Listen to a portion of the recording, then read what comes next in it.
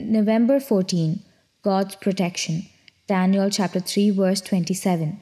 And the satraps, administrators, governors, and the king's counsellors gathered together. And they saw these men on whose bodies the fire had no power. The hair of their head was not signed, nor were the garments affected, and the smelt of fire was not on them. No one could say that George Smith didn't have courage. A daring test pilot in the 1950s, back when the sound barrier was first being broken, he could face anything until he had to bail out of a jet going 805 miles per hour. Though he survived, he was fearful he thought he might never fly again.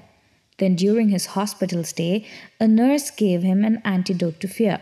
He took her words to heart when she said, "Courage is knowing the worst and discovering that, in God's world, the very worst can't really hurt you." Daniel's 3 friends experienced the worst that King Nebuchadnezzar could dish out to them.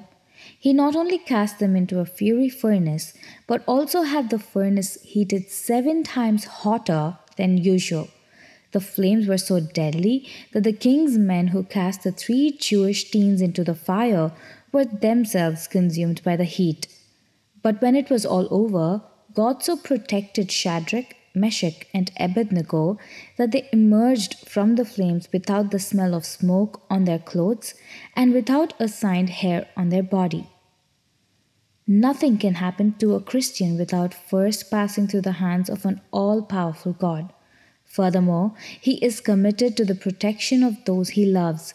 The psalmist declared, "Therefore we will not fear, though the earth be removed, and though the mountains be carried into the midst of the sea, though its water roar and be troubled, though the mountains shake with its swelling."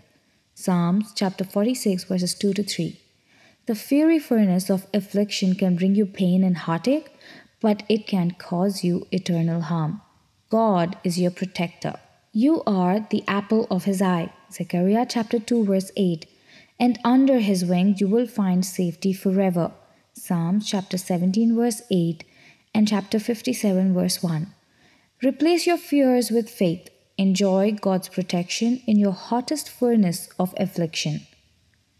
What God protects, nothing harms. Amen.